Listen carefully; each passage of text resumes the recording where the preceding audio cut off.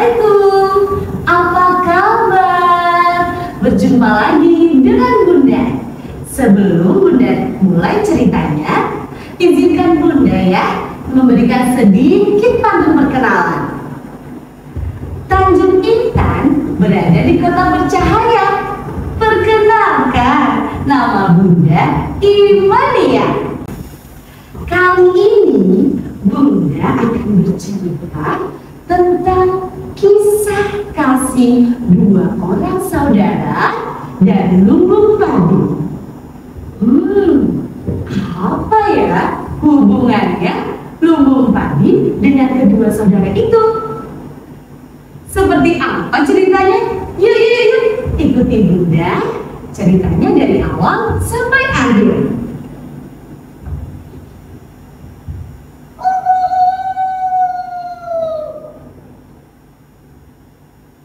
Di suatu desa, tinggallah dua orang saudara yang saling menyayangi. Singkat cerita ya, seorang kakak adik ini ditinggalkan oleh ayah dan bundanya ketika ia masih remaja. Dan saat ini mereka sudah sama-sama memiliki keluarga. Sang kakak sudah bahagia dengan keluarganya dan sang adik pun juga. Namun suatu ketika ada sebuah musibah yang melanda adiknya. Anak dari sang adik sakit. Lalu sang kakak ikut merasa sedih. Bagaimana ya caranya agar aku bisa membantu adikku, agar adikku tidak sedih melihat anaknya yang sedang sakit dan tidak merasa kekurangan.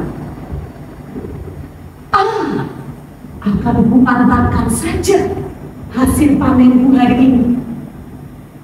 Kan sekarang panennya lagi banyak nih di lumbungku.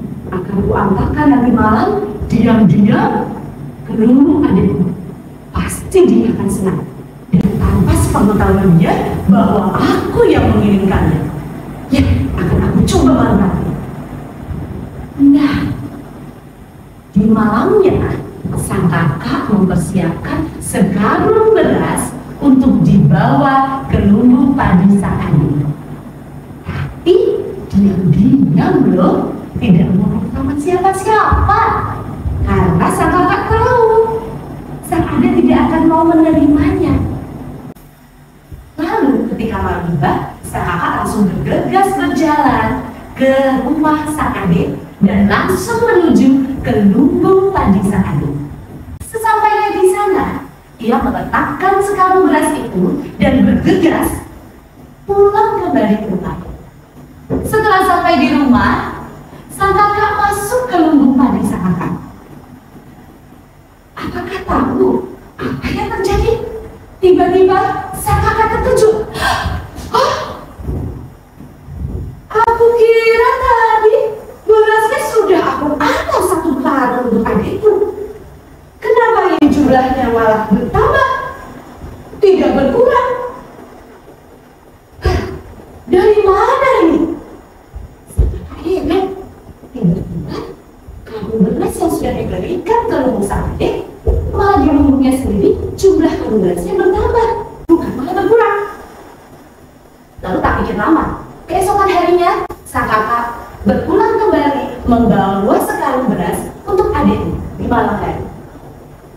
Di malam itu, kakak mengambil karung beras itu lalu mengantarkan ke lumbung padi sang adik. Setelah sang kakak meletakkan ke lumbung sang adik, kakak kembali lagi ke rumah dan mencoba mengecek hasil dari beras yang ada di lumbung sang kakak. Dan tiba-tiba kakak terkejut kembali. Ya Allah, ini dari mana ya? Apa ini jatuhnya dari langit? Aku yakin sekali aku sudah memberikan ini kepada adikku tanpa adikku tahu dan orang rumah pun tahu. Siapa yang memberikan ini padaku? Sang kakak bingung dan langsung berpikir, apa mungkin ini dari Allah langsung? Sang kakak juga tidak. Dan kakak juga berpikir, ah, tidak mungkin langsung begitu saja. Keesokan harinya, hari ketiga, sang kakak mencoba lagi membawa satu karung beras ke lumbung sang adik. Ketika malam itu tiba, di perjalanan, kakak sedang berjalan. Lalu di pertengahan jalan, kakak melihat seorang laki-laki yang sama-sama membawa satu karung beras. Semakin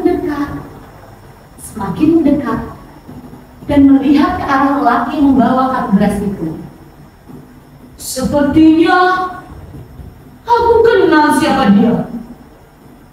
Hah? Itu adikku. Membawa apa dia? Ternyata seorang laki itu juga menuju ke arah rumah sang kakak. Semakin dekat. Adik, bawa apa kau itu? Dan mau kemana? Kakak mau kemana? Bawa apa juga kakak? Lalu, seketika mereka terdiam, sama-sama membawa satu karung beras. Sang kakak lalu teringat kata-kata dari kedua orang tuanya dulu. Setelah itu, karung beras yang dibawa oleh sang kakak dan sang adik diletakkan bersama-sama di bawah. Dan mereka bertemu dan saling berpelukan. Sang kakak berkata sambil berlinang air mata, "Adik, terima kasih adik. Kau telah mengingatku selalu. Walaupun kita sudah sama-sama tinggal satu rumah." Dan sang adik pun berkata, "Ternyata itu karung beras dari kakak. Aku tahu kakak selalu menyayangiku. Walaupun kita sudah sama-sama berkeluarga dan menjadi kepala keluarga." Masya Allah.